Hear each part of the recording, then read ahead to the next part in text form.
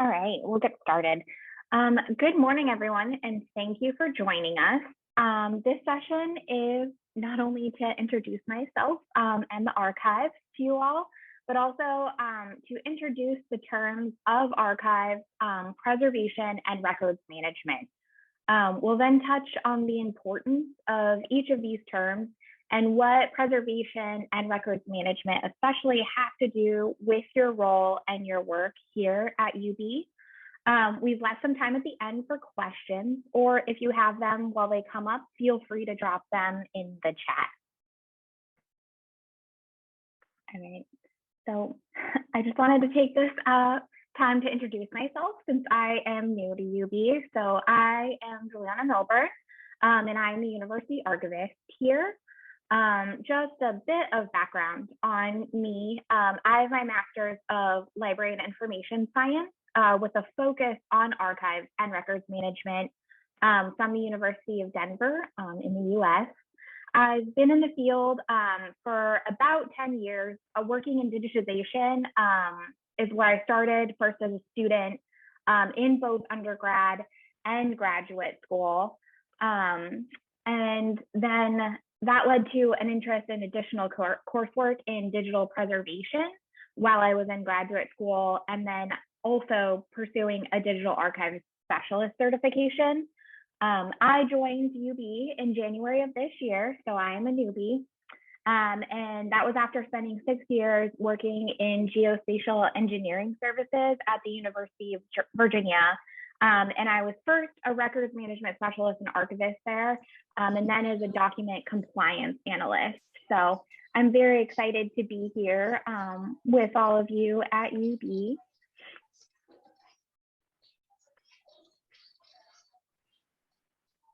And then, so for University Archives, I just wanted to give a brief overview of our archives unit. So we are within the University Library, and we're at the Harry C. Moore Library and Information Center. Currently, the archives unit consists of myself and Janet, and I included a lovely picture so you can get familiar with our faces. UB Archives responsibilities are to collect, arrange, maintain, and make usable university records. We also provide record-keeping standards and best practices. We're able to fulfill information requests. We preserve institutional record and memory to provide for future iterations and generations.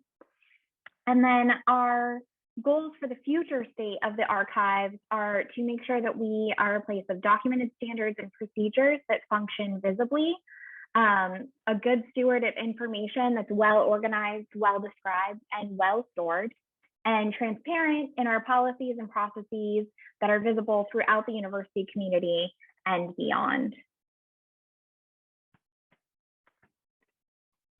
So before we get into talking about preservation and records management, which is the focus of this, I think it's useful to first define and quickly cover the significance of archives, since archives, preservation, and records management are all very closely related, but they are definitive terms. So first, an archive is an institution's or individual's entire preserved body of interrelated and interdependent records, or the fancy word that archivists love to use is a FONS. This definition is from the SAA glossary, which is a professional organization of archivists in America, but I like their definition. I think that it captures a lot of what I would say if I was trying to give my own definition. So archives or archived material has intellectual control exhibited over it, which means that it has been organized and described to an extent and is easily retrievable. So if you think of a filing system versus maybe your junk drawer in your home. So while the term archive or archiving has kind of been co-opted and widely used in email and website platforms, they're using the term pretty incorrectly, since those folders on those platforms just kind of become your limbo between, I may need this again and I definitely don't want to have it gone forever. But there's no actual real intellectual control being generally taken in that instance, unless you have a lot of free time and are happy to do so. So it's technically incorrect, in your Gmail or whatever, to call that folder an archive if you're not exhibiting some kind of intellectual control over it. So putting things in that folder should not be thought of as archiving in the manner that informational professionals mean the term. I also wanted to briefly touch on the significance of archives. So the quotation on the slide here, the archives are witnesses to the past. They provide evidence, explanation, and justification, both for past actions and current decisions. This quotation is from the International Council on Archives, which is an international professional organization. I think that this quotation is a great way to describe the significance that archives have on the human condition and shaping understanding of the world. The documentation of past memory and actions, it doesn't only help to fulfill research needs or contextualizing what was done, why and how. It also serves as a direct connection to collective and personal history. So there is a reason why history being lost, either through purposeful means or not purposeful, causes immense ripple effects in societies for years to come. The loss of information and knowledge definitely erodes the functioning of societies. So this erosion can happen on many different levels, kind of from an agency losing maybe an employee that had institutional knowledge necessary to perform a role that maybe someone new was not trained in. So there's a gap maybe in operations or maybe the efficiency of those operations.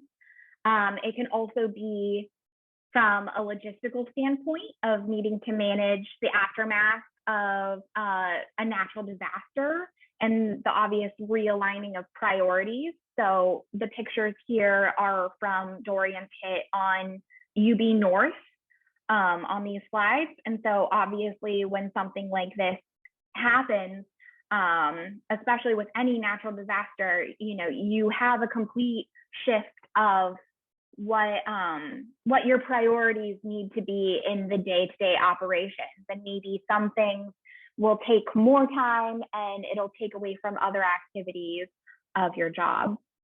And then also sometimes loss of information can erode so deep that entire perspectives or histories are not able to be recovered. So archives are significant because they provide a means of front lines to defend the loss of memory and carry it through so that information is able to be accessed and used not only now, but for future generations. All right, so preservation. Preservation is, or one of the definitions, but the one that I chose for talking about this is the professional discipline of protecting materials by minimizing chemical and physical deterioration and damage to minimize the loss of information and to extend the life of cultural property. So I think it's important to differentiate between preservation versus just saving or keeping things. So as we learned from the definition in the last slide, preservation is minimizing chemical and physical deterioration or damage, whereas keeping something or saving something may not involve those measures at all. So 3 aspects of preservation are that it involves resources, it's an active process, and there's intellectual control involved. So successful preservation is a living process as it requires resources to be dedicated to it. So those could be physical housing, so your storage means, folders, boxes, where they are. Environmental controls or monitoring, so what kind of space they're placed in, and depending on what climate you live in, what monitoring or controls affect maybe how you need to preserve those items. Access controls, which can be physical access, like just having a lock on a door somewhere, or like only certain people can do it, or you can only access them by making an appointment, things like that. And documentation. So if you are preserving something, you need to know what you have and are preserving and why. Obviously, all of this requires both time and money to do well. So preservation cannot happen without resources of time and money allocated to it. Preservation is active and ongoing. It's an active monitoring, even if you're not doing something every moment to something, monitoring itself is an active process. Preservation also requires intellectual control. So it means that first, not everything can or needs to be preserved. So decisions definitely need to be made in appraising records and resources to determine how you're going to be able to achieve preservation. Intellectual control also means that the information being preserved is organized in a manner that ensures that it's findable and usable and includes metadata. So metadata is information on those records themselves. This may also include preservation-related information about them. So especially in the case of digital preservation and that field, you might note checksums, which are generated numbers to be able to track any changes to the digital file over time. So it's a means of verification data about your original digital information to ensure that it's maintaining integrity over time, or to even just note of where something might have gone wrong.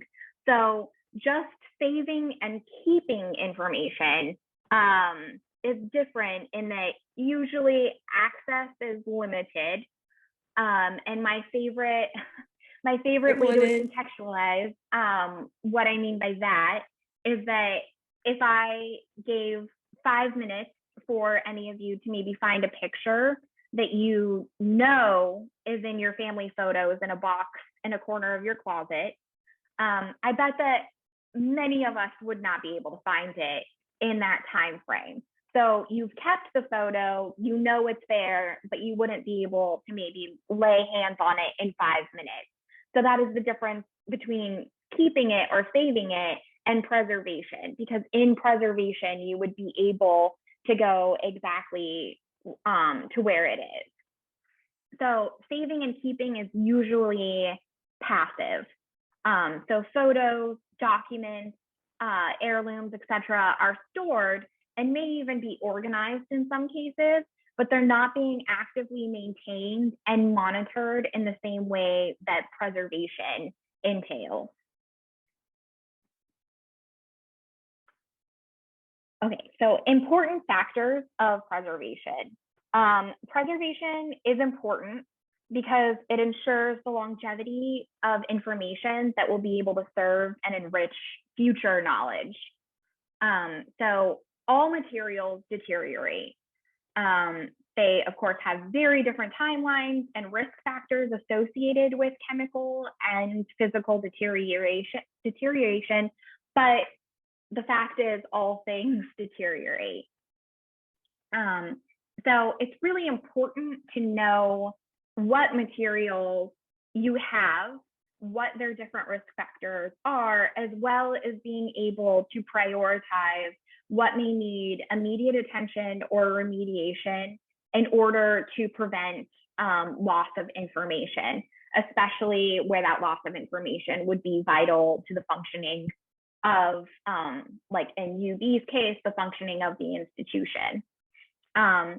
All records need to have their environment considered, and environment, we're not speaking in like, the Earth's climate necessarily, although that does play into it, but there's a ton of things to consider within environmental concerns. So there are different materials that have different temperature needs, and within those temperature needs, they need more or less humidity to keep them usable. There are the problems of dust or pests. UV light can deteriorate records quite quickly, and different ones have different needs for that. Physically handling materials, for some materials, that can be detrimental, which is why we generally, archivists, like wash their hands, or if they're glove wearers, you wear gloves because you have oils on your skin that can get down. And then there are also concerns like fire, natural disasters, water, not storing really important records under a sprinkler is always a good thing. And then there are also other environmental concerns, especially with digital information, such as bit rot. So if you don't know what bit rot is, it means all digital files are subject to bit rot. Like sometimes they just break down in the same way that paper kind of breaks down. And what bit rot means is that something that's supposed to be a 0 or a 1 flips to the other binary. And so you can lose some information simply just due to bit rot, in the same way that you can lose information if a paper gets torn. So in some cases, with materials that have lasting value that are not in great shape, digitizing the material and using that digital object for access to the information can be a way of preservation. So there's a lot to digital preservation, as well as digitization as a preservation manner. And I am happy to do a session solely dedicated to that. That'll probably be coming in the future if that is of interest. But I just wanted to make sure that I mentioned that today, because that is a preservation, a way of preservation, and definitely one that I think some people are being aware of with this age of digitization. But it is very complicated, and so I won't cover everything with that today. So what does preservation mean in your work or your role at UB? So the University of the Bahamas, as an institution and a university, generates an extensive number of records. Essentially, everything that you do work-related is a university record. So the preservation and development of these repositories, if you will, so like whether it's in your department or your role, or a work group, or a board that you serve on, all of them are essential to UB being accountable in its practices. So preserving those business decisions and processes and work that you've done aids in the university being able to provide fair, transparent, and efficient customer service. So if you know what you've done and why, it helps you respond and be able to be transparent and efficient going forward. So records management. Records management is the systematic and administrative control of records throughout their life cycle to ensure efficiency and economy in their creation, use, handling, control, maintenance, and disposition. So within records management, there is a foundation of what's called generally accepted record keeping principles, and I've listed them here. So the first, which appears to be missing, actually, sorry. The first is accountability. And so accountability means that the organization adopts policies and procedures to guide personnel and ensure that the program can be audited. So that means that you're able to go back and see where you were able to measure up or not. But it's something that is able to be looked at and see if you held up or did not, and where maybe like pointing to flaws of where it fell short and improvements to be made. The second is integrity. So the information generated by or managed for the organization should have a reasonable and suitable guarantee of authenticity and reliability. So that means that you're not just making up statistics on your annual reports or any other records that you're keeping, that you're able to guarantee the source of your records and that they are reliable. Then there's protection. So that's that you will be able to ensure a reasonable level of protection for records and information that are private, confidential, privileged, secret, classified, or essential to business continuity. So a very good example of protection is, as a university, we have student records that will include personally identifying information about them, or even employee records, and just making sure that those records are protected and not just available for anyone to walk in and out of, or in a digital environment that not just anyone can get access to all of HR's documents. The next is the principle of compliance. So that is that your records are able to comply with applicable laws and other binding authorities, as well as the organization's own policies. So you want to make sure that the way that you're keeping records and accessing them is able to not only fulfill your own internal policies of being compliant, but if you need to respond to any other agency, or that you are following any applicable laws. So with personal identifying information, again, it's a very easy thing to see that there are some laws that you have to make sure that you are following, so that if there was a data breach, you are not in the wrong with those. The next is availability. So records and information need to be maintained in a manner that ensures timely, efficient, and accurate retrieval of needed information. So if there was an agency that required the university to respond to a records request, that you are able to find those, they're available, and you're able to retrieve them. So it's not that one person has access to those records and they're in their desk drawer and no one knows where they are. They need to be able to be available and retrieved. The next one is retention. So records all have basic different time periods. So an organization shall maintain its records and information for an appropriate time, taking into account its legal, regulatory, fiscal, operational, and historical requirements. So retention, they're called schedules, like how you schedule records, you make retention schedules. And so that's basically having records divided into series on what they contain and why they may need to be kept.